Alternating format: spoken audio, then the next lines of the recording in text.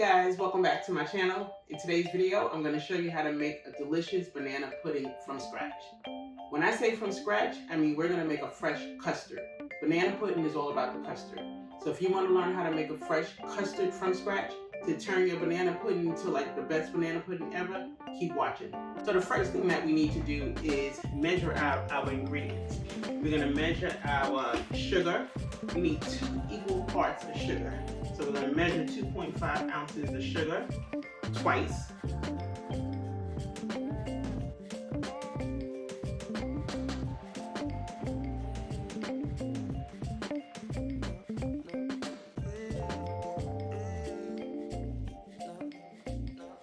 Then we're also going to measure out our cornstarch. We're going to mix our eggs. Then in the same bowl, we're going to add our sugar and our cornstarch. We're going to mix that thoroughly so it's all combined. We're going to set our egg mixture to the side. Now we're going to prepare for our milk. We're going to use a pint of milk. This is a small batch, so we're only using a pint of milk. And we're going to add our second portion of sugar to that milk. We're going to put it on the stove, let the milk simmer.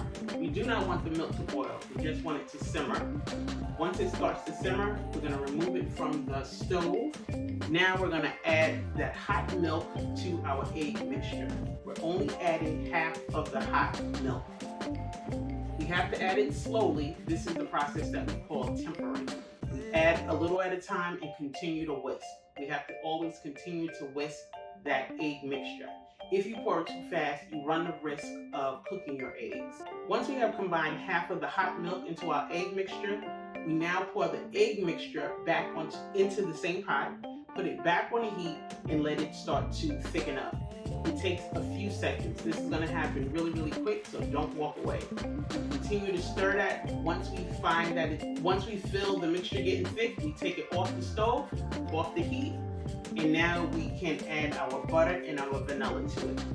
We now have a custard. We start to mix it, whisk it. Definitely want to use your whisk. Whisk it together till it's nice and smooth, and let it cool at room temperature before you stick it in the refrigerator. Once it's in the refrigerator, after about 2 to 3 hours, we can now assemble our banana pudding. Once you take the custard out the fridge, be sure to stir it really well so it's nice and creamy before you start to assemble it. Here I'm using a pastry bag because I am using a mason jar.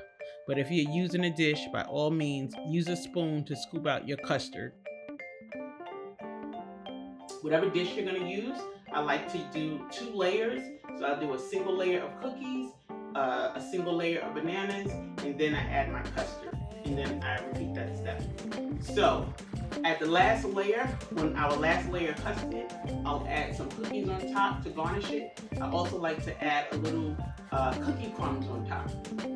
At this stage, your banana pudding is done, but I highly recommend that you let it sit for an additional at least 3 hours because the custard needs time to soften up the cookies. You can eat it now, but your cookies will be hard and crunchy, so that's fine. But you now have your banana pudding. So enjoy. If you have any questions about this recipe, leave me a comment. Don't forget to like this video, subscribe to this channel, and hit the notification bell so you're always alerted on when I add new content. Thanks for watching, and I'll see you in my next video.